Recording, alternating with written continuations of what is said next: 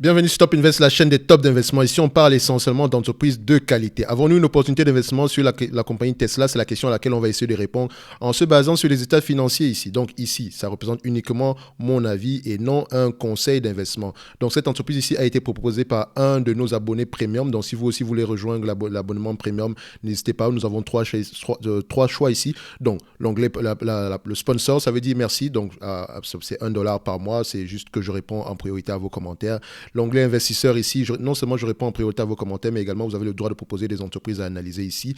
Et l'onglet partenaire, vous avez non seulement la priorité à la réponse de vos messages, la possibilité de présenter des entreprises ici, de proposer des entreprises ici à analyser. Et en plus de cela, je vous réserve généralement les meilleures entreprises en analyse personnelle. Donc généralement, il y aura des vidéos uniquement destinées pour les partenaires. Donc c'est uniquement la crème de la crème. Donc on va uniquement analyser des entreprises de qualité qui sont en plus de cela sous-évaluées en date d'aujourd'hui. Donc, je ne dis pas que je ne vais pas les présenter sur la chaîne, mais voilà, si j'ai 10 entreprises à présenter, parmi les 10 entreprises, je sélectionne les meilleures des meilleures et je les réserve uniquement à l'onglet partenaire. Donc, ça ne veut pas dire que les autres entreprises que je vais présenter sur la chaîne ne sont pas bien.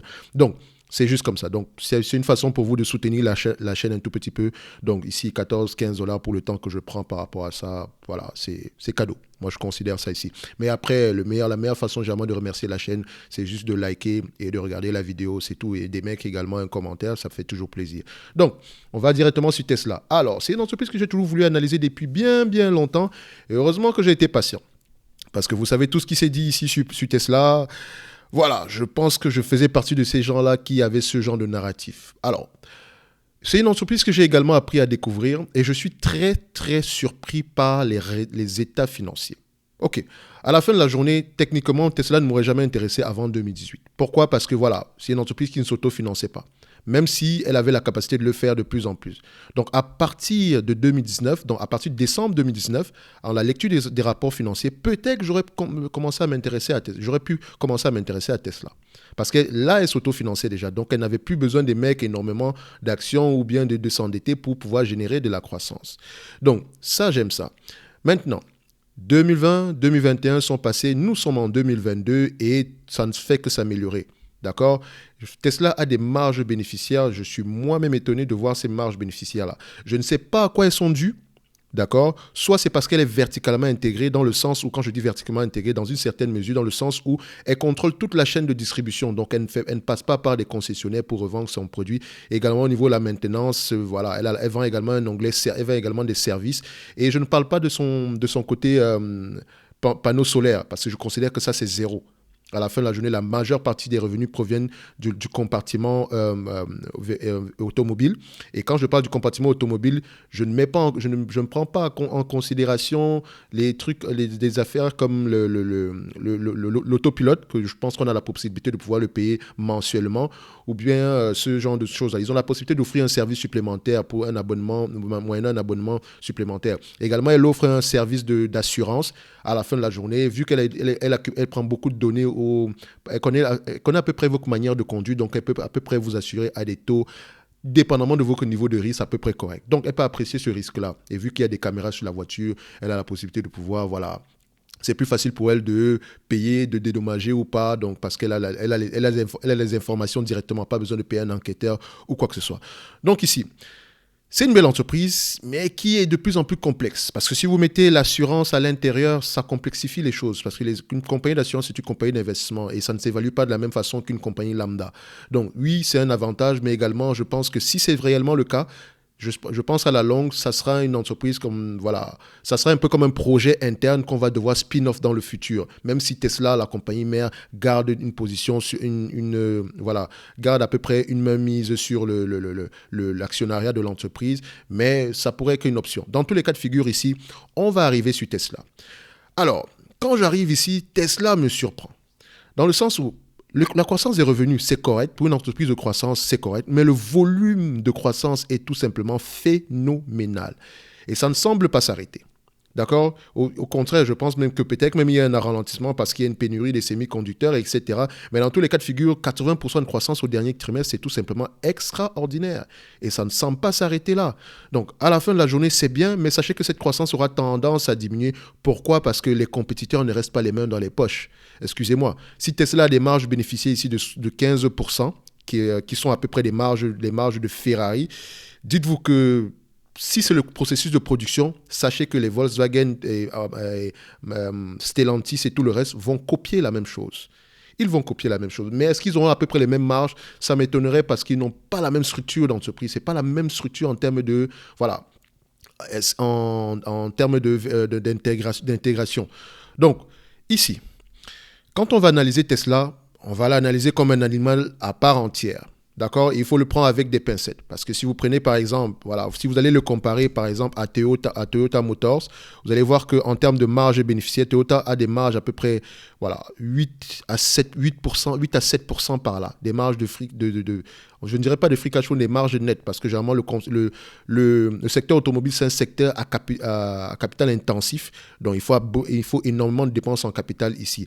Donc, ça peut être des dépenses en capital de maintenance ou de croissance. Mais dans tous les cas de figure, la marge nette donne déjà une idée générale de la capacité, la rentabilité de l'entreprise. Vous pouvez la comparer également au free cash flow parce que si vous vendez à crédit, ça n'a pas la même valeur. Dans tous les cas de figure ici, on est à 7% en marge généralement dans ce secteur automobile-là et Toyota est l'une des compagnies les mieux gérées. Ça, c'est Toyota. Quand vous regardez également Ferrari, je sais qu'on n'est pas encore ancré ici sur Tesla. Je suis juste en train de vous donner une vue générale du secteur d'activité. Quand vous voyez Ferrari, par exemple, Ferrari a les marges bénéficiaires les plus élevées dans le secteur. Et on a à peu près 20% par là. Donc, Stellantis, c'est une nouvelle entité. Je pense que STLA, je pense que son sigle, c'est STLA, si je ne me trompe pas. Alors oui, Stellantis. Donc ici, Stellantis a à peu près des marges de 9% par là, mais est-ce que ces marges-là sont robustes? Il faut que je prenne ici en considération les free cash flow. Donc, on va se dire que 5% par là. Donc, c'est une nouvelle entreprise, elle vient juste de faire Voilà, ils n'ont pas encore ils n'ont pas encore énormément d'années cotées en bourse. Enfin, de manière combinée, c'est deux entreprises qui étaient cotées déjà en bourse, mais quand on les combine, il y a la période, peut-être 1 an à 2 ans, il peut avoir voilà, un petit peu de cafouillage au niveau des marges. Dans tous les cas de figure, on peut avoir du 5 à 7% également ici. Donc, quand je vais aller sur Tesla, je vais l'analyser voilà, comme une compagnie avec ses propres marges. Donc, je sais que les marges vont osciller entre 10 et 15%. D'accord ? 10 et 15%, et c'est déjà assez généreux. Donc, au niveau du revenu ici, je prends le revenu sur le dernier trimestre ici. Donc, dans tous les cas de figure, je pense qu'on aura des revenus supérieurs ici. Donc, si on a 80%, donc je prends 62 milliards ici, 62 milliards 200. Donc, c'est sur les 12 derniers mois. Hein. Donc, c'est par rapport au trimestre, au dernier trimestre ici, sur une période de 12 mois. Donc, ici, au niveau des marges, au niveau des revenus, je prends 62 milliards 200. Ça paye plus, 62 milliards 200. De toute façon, c'est une estimation. La croissance des revenus, la croissance est très, très, très élevée ici. Mais est-ce que je peux prendre 80% de croissance sur les 5 années à venir? Ou bien je dois prendre 40%? Ou bien je peux prendre 50%? Ça, c'est une question que je me pose. Mais sachez que la croissance aura tendance à diminuer. Qu'est-ce qu'il faut que je prenne? Je vais couper la poire en deux, je prends 40% de croissance.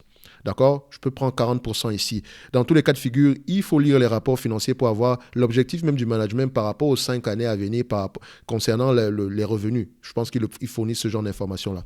On va prendre 40% de croissance et c'est déjà assez généreux. D'accord? La dette nette, je ne pense pas que cette entreprise ait une dette nette assez. Elle a plutôt du cash net ici.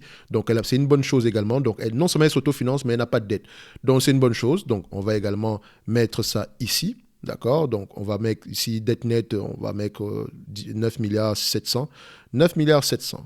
OK? Donc, ce n'est pas la dette nette, c'est du cash net. Le PER ici, je vous dis déjà qu'en prenant des PER de 20, 22, 25, je suis assez généreux. C'est une compagnie automobile. Excusez-moi, mais ce genre d'entreprise-là ne commande pas des PER très élevés. On est aux alentours de 15, 17 par là, parce que c'est un secteur cyclique. D'accord? C'est un secteur extrêmement cyclique. Parce que dites-vous qu'on ne vend pas les voitures ici à plein prix. Dis-moi à plein prix. On ne les vend pas cash. Vous ne les payez pas cash, excusez-moi. Quand vous achetez une voiture, vous prenez un crédit. Donc, ce genre d'entreprises sont généralement des compagnies financières. Vous allez voir que Renault a un bras financier, Mercedes a un bras financier, Volkswagen a un bras financier. Et si vous ne faites pas attention, vous pouvez vous retrouver dans des problèmes plus tard parce que le bras financier aura sous-évalué le risque. C'est pour ça qu'il faut faire attention quand vous analysez ce genre de compagnie ici. Donc, en prenant des PER de 20, je vais prendre un PER de 25. Sachez que je suis trop généreux. Je dis bien trop généreux. D'accord? Donc, pour me protéger, même j'aurais pris des marges de 20. Je vais prendre 25, mais sachez que c'est trop optimiste. Parce que Tesla n'est pas une compagnie technologique. C'est un vendeur de voitures. N'oubliez jamais ça. Il y a des services, supplémentaires à côté, mais ça reste un vendeur de voitures. Le plus gros du revenu, c'est la vente de voitures, pour le moment. Après, si ça change, tant mieux. Moi, je prends ce qui est proposé ici aujourd'hui, tout en sachant que la structure de l'entreprise sera de plus en plus complexe dans le futur parce qu'il y a des éléments qui arrivent. D'accord? Donc, ici, le PER sera de 25. Le nombre d'actions ici, alors, vu que c'est une compagnie qui s'autofinance, donc le nombre d'actions ici n'aura pas tendance à fluctuer dans le futur. D'accord? Donc, ici, on a 1,135 milliard pour le moment. Donc, qu'est-ce que notre logiciel nous affiche ici? Il nous dit 1 milliard, voilà, 1,36 milliard. Donc, voilà, plus ou moins, ça peut s'ajuster, c'est 100 millions de différences. Je ne dis pas que ça n'a pas de valeur, mais on va le laisser comme ça. D'accord? Vous pouvez également mettre le chiffre que vous voulez dans tous les cas de figure. Je fais généralement cet exercice pour vous montrer que vous pouvez le calculer de vous-même. Vous n'avez pas besoin d'un logiciel pour le faire. Donc, c'est pour ça qu'on prend tous ces éléments-là séparés. Sinon, à la fin de la journée, je vous aurais juste cité les éléments en question. Et voilà, chacun aurait pris la décision qui s'impose à lui, dépendamment de sa connaissance sur le sujet. D'accord? Donc, je prends ici ce qui est affiché sur le logiciel pour ne pas complexifier la tâche. Donc, au niveau des free cash flow ici, comme je vous l'ai dit, je vais prendre des free cash flow de 15%. Et c'est déjà assez généreux. 15% parce que ce sont les marges que l'entreprise a sur les derniers mois. Donc, on peut voir ici 13%. On s'en va. Je vais prendre 10%. Je prendrai 10%. Je ne veux pas avoir précisément raison, je vais avoir le moins tort possible. Je prends 10%. À la fin de la journée, je pense que j'ai été assez généreux avec les PER et la croissance. De toutes les façons, si la croissance est plus élevée, tant mieux. Si les PER sont plus élevés, tant mieux. Mais ce que je ne pense pas, je pense que 25, c'est déjà assez généreux. Si les free cash flow sont plus élevés, tant mieux. D'accord? Donc, à la fin de la journée, c'est comme ça. Donc, j'ai pris tous les éléments nécessaires ici pour l'évaluation de l'entreprise. Donc, ici, c'est PER. Et à ce niveau-ci, c'est free cash flow. Donc, 25 fois les bénéfices, d'accord? Je vais juste prendre un PER de 25 pour juste simplifier la tâche. Donc, je vous ai dit que le meilleur moment généralement d'acheter une compagnie de croissance, c'est quand, premièrement, elle s'autofinance et surtout quand comment on appelle ça? C'est surtout quand la croissance n'est pas intégrée sur le prix de l'entreprise, sur la valeur, quand la croissance n'est pas intégrée à la valeur de l'entreprise, si vous voulez, on peut le dire comme ça. Donc, je vais vous montrer comment on le fait. Si on prend maintenant 62 milliards 200, donc je pense que c'est ça qu'on a fait ici, 62 milliards 200, d'accord? 10% de 62 milliards 200 ici, ça nous donne aux alentours de 6 milliards 220, d'accord? 6 milliards 220. Donc, en état stationnaire, sans croissance, à 25 fois les bénéfices, 10% de marge bénéficiaire, d'accord, moins la dette, moins le cash, plus le cash net actuellement, divisé par le nombre d'actions actuelles qui est de 1 milliard 36, même si le nombre d'actions ici est un tout petit peu plus élevé, mais ça ne change pas grand-chose. Si vous mettez 1 milliard 136 ou 1 milliard 200, on ne sera pas bien loin de ce chiffre-ci. Si on met ces éléments-là sans croissance, c'est-à-dire que si la croissance de Tesla s'arrête ici aujourd'hui, on a 10% de marge bénéficiaire, la valorisation au niveau de $160 l'action. Donc, si l'action cotait aux alentours de $160 l'action, $200 l'action, on aurait une opportunité d'investissement en or parce que ça ne prend pas en considération la croissance future. D'accord? Donc, admettons maintenant qu'on prend une croissance des revenus de 40% sur les 5 prochaines années. Donc, je vais multiplier ici le 62 milliards 200 ici, multiplié par 1,4 exposant 5. Ça revient ici à, voilà, 2022, on va faire ici 2023, 2024, 2025, 2026. Donc d'ici 2027, on aura des revenus à peu près de 335 milliards. Est-ce que c'est possible? Oui, si on regarde la taille du marché. Donc si on mettait automotive market size. D'accord? Automotive market size. Le marché de l'automobile, c'est à peu près 2,7 trillions en 2021. Donc, il y a assez de... En ayant une valorisation à peu près, un revenu à peu près de 335 milliards ici, ça représente à peu près 10% du marché total. C'est possible, parce que si on prend l'exemple, par exemple, des entreprises comme Stellantis, S-T-L-A, vous n'avez jamais remarqué que le logo de Stellantis, c'était un peu comme Tesla. Tesla, c'est T-S-L-A, et Stellantis, c'est S-T-L-A. Je ne sais pas ce qu'ils ont voulu faire là, mais... c'est bizarre. Je ne sais pas ce que ça veut dire d'abord Stellantis à la base. Donc, il faudrait même aller regarder ça. C'est 150 milliards ici en termes de revenus pour Stellantis. Donc, vous constatez que Tesla peut atteindre directement les 300. C'est possible. Mais maintenant, est-ce qu'ils peuvent l'atteindre en 5 ans? Ça, c'est une autre histoire. À la fin de la journée, ça dépend de beaucoup de choses. Ça dépend également de leur capacité de production. Ça dépend également de l'environnement macroéconomique. Parce que si les taux d'intérêt augmentent, ça va être de plus en plus sport pour Tesla. À la fin de la journée, ça reste un chiffre. D'accord? Donc ici, c'est 335 milliards, d'accord? 334 milliards 526 multiplié par 10% de marge bénéficiaire ici. Ça donne à peu près 33 milliards 452. Je vais mettre 33 milliards 500. D'accord? Donc, on met 33 milliards 500. 33 500.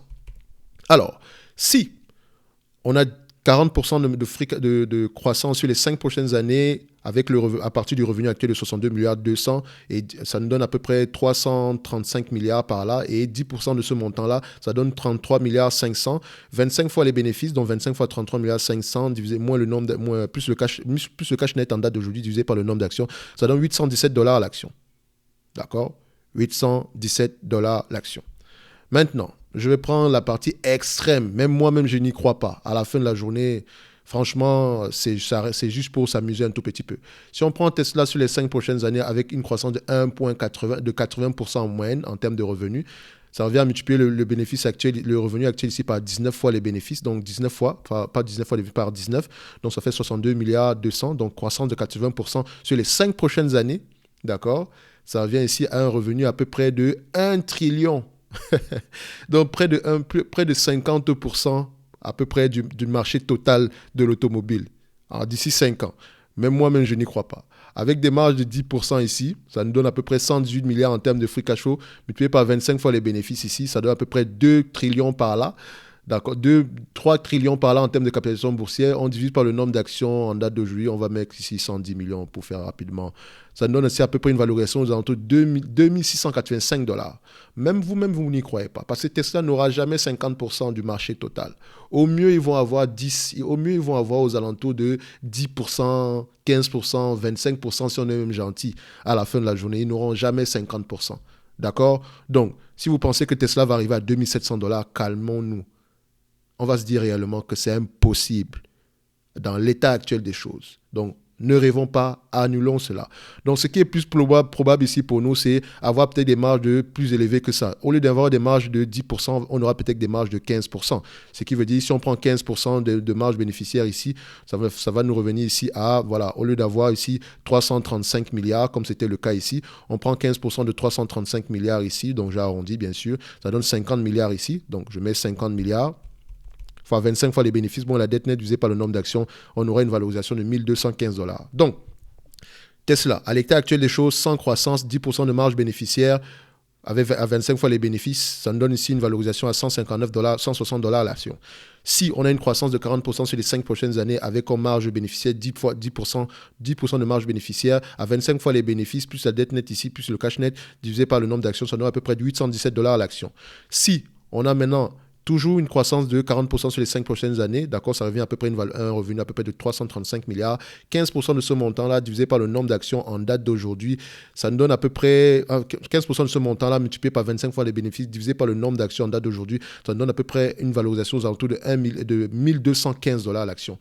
En date d'aujourd'hui, Tesla cote à combien? Donc, on cote à 650 dollars l'action. Qu'est-ce qui est raisonnable selon vous? Qu'est-ce qui est raisonnable? Est-ce que c'est le fait que Tesla puisse avoir la capacité de valoir 1200 dollars dans 5 ans?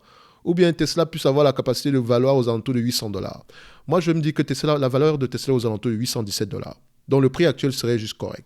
Ça prend en considération des marges de 10%. On a des marges plus élevées que 10% en date d'aujourd'hui. Ça prend en considération un PER de 25. Techniquement, c'est assez généreux pour le secteur de l'automobile. Même si c'est une compagnie de croissance, ce n'est pas une compagnie technologique. Attention, on vend des voitures. En plus de cela, prenant en considération l'environnement macroéconomique actuel, ça sera de plus en plus compliqué. Est-ce que Tesla a un pricing power? On pourra le voir. Je pense qu'ils ont même augmenté le prix de certains de leurs véhicules. Donc, il faut également voir que c'est une entreprise qui ne dépense pas beaucoup en marketing. Vous n'avez peut-être jamais remarqué cela, mais Tesla ne fait pas beaucoup de pubs. Ils n'en ont vraiment pas besoin à la fin de la journée parce que Elon Musk est son premier, c'est Elon Musk qui se charge de faire la pub de Tesla en parlant tous les jours, tout et n'importe quoi. Il est dans les journées, matin, midi, soir. Donc dites-vous que sa stratégie sur Twitter est très très importante, ça porte ses fruits. D'accord? Donc c'est de la pub gratos. Tant qu'on parle de lui, si on parle de lui, on parle de Tesla. D'accord? Ne sous-estimez jamais quelqu'un qui se surestime lui-même. Jamais, jamais, jamais, jamais. Et c'est l'exemple avec Elon Musk. Ne le sous-estimez jamais. C'est quelqu'un qui a quand même un énorme passif, mais il ne faut pas tomber comme un fanatique. Il ne faut pas être un fanatique à la fin de la journée. Il dit beaucoup de choses, mais également il peut dire beaucoup de bêtises, mais à la fin de la journée, quand il met la tête quelque part, quand il choisit de mettre la tête quelque part ou bien d'investir dans un domaine en particulier, sachez qu'il peut avoir quelque chose à long terme. D'accord? Il n'a pas peur de perdre de l'argent. Il n'a pas peur d'avoir tort pendant très très longtemps. Et c'était le cas ici. Vous ne savez pas tout ce qu'il a pu essuyer comme critique sur Tesla. Tout le monde lui a dit Tesla ne sera jamais. J'étais moi le premier. Je peux vous montrer des commentaires où je disais que Tesla, franchement, c'est le short le plus évident possible. Surtout la partie où il disait que voilà, il a sécurisé il prévoyait prendre Tesla, il prévoyait racheter l'entreprise de Tesla en privé, donc enlever Tesla de la cotation. Et il disait que $420, c'était un prix correct et qu'il avait déjà à peu près les fonds nécessaires pour acheter l'entreprise. Et si vous vous souvenez bien, 420, en fait, quand il a sorti l'information, on était le 20 du mois d'avril. Pour ceux qui ont l'habitude de fumer la weed, je ne dis pas que c'est mon habitude, mais pour ceux qui connaissent l'environnement, le domaine du cannabis et tout le reste, le 420 ou bien le 24, le 420 généralement, c'est la fête de la weed. À la fin de la journée, de toute façon, la weed est réglementée, est déjà légale en Amérique du Nord. Donc, ça fait un peu près rire. Donc, il s'est moqué. Il y a des gens qui sont jetés sur lui, que personne ne va jamais racheter cette entreprise. Et si vous regardez bien le salaire de Tesla, de l'entreprise, du PDG, regardez sur quoi est adossé le salaire de Elon Musk. Une grosse partie de son salaire dépendait à peu près de certains objectifs en termes de marge, en termes de prix de l'action. Donc, quand le prix des actions atteint un certain niveau, il a le droit de toucher un certain montant de l'entreprise, un certain niveau d'action. Donc, il s'est grassement enrichi avec la croissance du prix de l'action. Et c'est tout à fait correct avec ça. À la fin de la journée, c'est lui qui a pris tous les risques nécessaires. Ce n'est pas lui qui a fondé Tesla, mais c'est lui qui a pris tous les risques financiers. N'oubliez pas qu'on lui doit quand même PayPal. Ce n'est pas un idiot. Ne le sous-estimez jamais. Donc, si une entreprise a un dirigeant extraordinaire à sa tête, parce que je considère Elon Musk comme un dirigeant extraordinaire. Il est comme il est, mais faites attention, c'est un bon dirigeant. En tout cas, il a une vision long terme. Il n'a pas une vision court-termiste. Il n'est pas là pour la variation du prix de l'action. Même si l'action va à zéro présentement, d'accord, ça ne dérange pas. C'est pas pour autant qu'il va démissionner ni quoi que ce soit. Il est là pour longtemps. Donc, à la fin de la journée, je n'ai pas cru en Tesla au début. Est-ce que ça veut dire que je vais verser dans le FOMO? Non. Fear or missing out? Non, pas du tout. Idéalement, c'est une entreprise que moi, j'aimerais acheter aux alentours de $400 l'action par là. Ça, c'est mon prix. Je vous ai toujours dit ça. Il y a toujours quelqu'un qui s'amuse à me dire « Ah, mais c'est de l'utopie, tu rêves. » Mais c'est pas grave. Je rêve, mais mon argent est plus... Quand j'ai choisi d'investir mon capital, je vais investir avec le maximum de sécurité possible. Je peux me tromper, c'est tout à fait possible, mais je préfère investir avec le cœur tranquille. À la fin de la journée, c'est une belle entreprise. Il y a peut-être une opportunité d'investissement en date d'aujourd'hui, mais ça va dépendre de vos propres recherches. Ça va dépendre de vos propres recherches. Ne vous limitez pas uniquement aux chiffres. Ne vous limitez pas uniquement à ce qui est présenté ici. Donc, c'est bien vrai qu'on a une croissance extraordinaire sur les dernières années, mais est-ce que ce volume de croissance-là sera identique dans le futur? La compétition également va arriver, donc faites très, très, très attention. C'est ce que je pourrais dire ici par rapport à Tesla. On a peut-être une opportunité d'investissement, d'accord? Mais ça dépend de vos propres lectures. D'accord? Merci.